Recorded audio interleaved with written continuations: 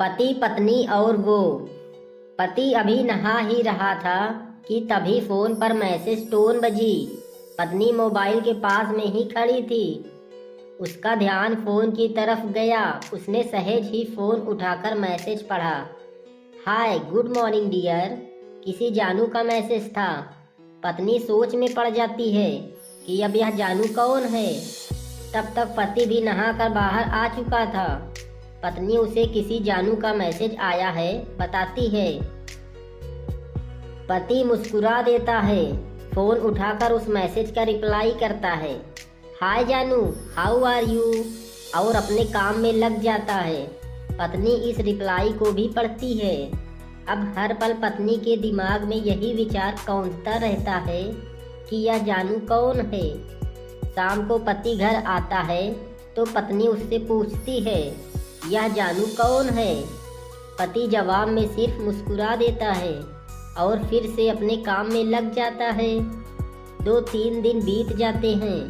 उन विचारों ने अभी तक पत्नी का पीछा नहीं छोड़ा था और फिर से पति के मोबाइल पर जानू का मैसेज आता है, आज मिलोगे कि नहीं, तुम्हारी बहुत याद आ रही है।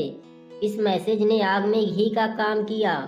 पत्नी का शक और भी ज़्यादा पक्का हो गया। बीच बीच में ऐसे मैसेजेस का आदान प्रदान होता रहता और पत्नी के मन में शक की जड़ें और गहरी होती गई। पति से पूछने पर भी जवाब में सिर्फ मुस्कुराहट के अलावा और कुछ नहीं कहता।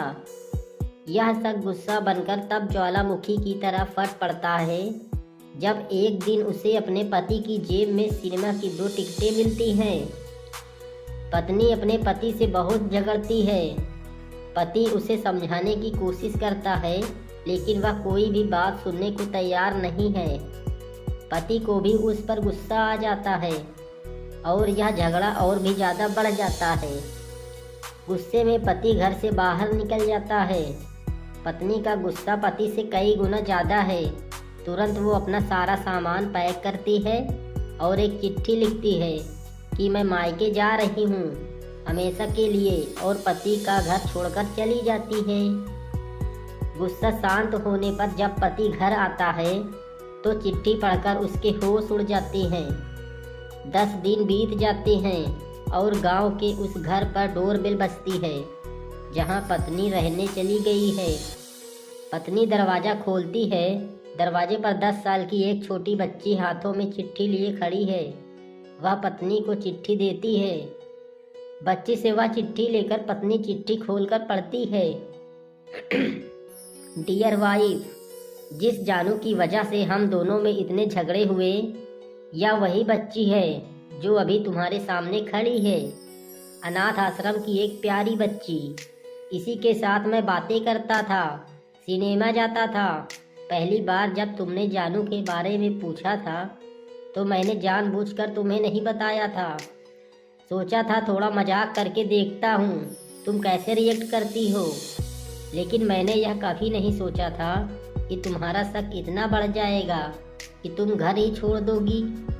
हाँ, सबसे ज़रूरी बात यह तो जानू है, वह किसी और की नहीं बल्कि तुम्हारी ही बेटी है। रुको, अपने आप को संभालो और आगे की बात ध्यान से पढ़ो। हमारी शादी के 2 साल पहले की यह बात है।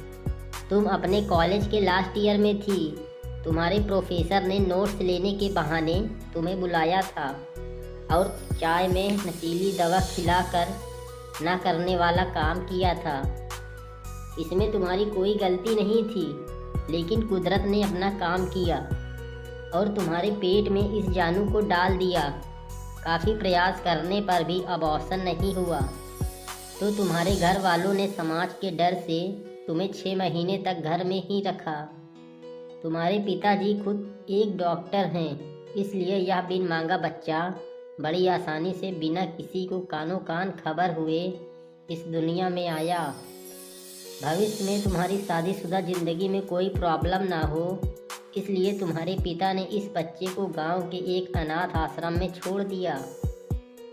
अगर अभी भी विश्वास नहीं हो रहा है तो इस बच्ची के गाल का वो तिल देख लो जो शायद तुमने उसे आखिरी बार रोते हुए देखा होगा, या फिर अपने पिताजी से पूछ लो। पत्नी जल्दी से उस बच्ची को पास में लेकर उसके गालों का तिल देखती है। उसका मन भर आता है, उसकी आंखों में आंसू आ जाते हैं, लेकिन अभी भी चिट्ठी बाकी है, इसलिए वह आगे बढ़ती है। मुझे पता है अभी भी तुम्हारे मन में यह सवाल उठ रहा होगा, यह सब मुझे कैसे पता। तुम्हें बता दूं कि यह सब तुम्हारे खुद के पिता ने ही अपने मन में उठ रहे पश्चाताप को शांत करने के लिए शादी के 1 महीने पहले मुझसे मिलकर सारी बातें मुझे बताई थी। उन्होंने यह भी कहा था कि अगर मैं चाहूँ तो शादी से इनकार कर सकता हूँ। मैंने तो स्वीकार किया, क्योंकि इस पूरी घटना में तुम्हारी कोई भी गलती नहीं थी और हमारी शादी हो गई। तुमने मुझे बहुत प्यार दिया, लेकिन तुम्हारे पिता से जानू के बारे में जानने के बाद मैं उससे मिले बिना नहीं रह पाया। मैं बीच बीच में उससे मिलता था। उससे मिलना, उसके साथ समय बिताना मुझे अच्छा लगता था। कितनी प्यारी बच्ची, बिना किसी गलती के क्यों सज़ा भुगते। बस इसलिए मैं उसे थोड़ी सी खुशी देने की कोशिश करता था। बस मुझे इतना ही कहना था। अब अगर तुम फिर से अपने घर आकर मेरे साथ रहना चाहो तो गैलरी में आ जाओ। सिर्फ तुम्हारा डियर पति। बिना एक क्षण की भी देरी के पत्नी दौड़कर गैलरी में पहुंची और उसका पति वहीं खड़ा था। उसके चेहरे पर मुस्कान थी और पत्नी की आंखों में आंसू। कारण कुछ भी हो, लेकिन आपस में दोनों के बीच कभी किसी को थोड़ी सी भी जगह मत दो, क्योंकि दुनिया में हर बीमारी का इलाज है, लेकिन शक नाम की बीमारी का कोई भी इलाज नहीं है। मन शांत रखो, जो भी मन में आए एक दूसरे को बताओ।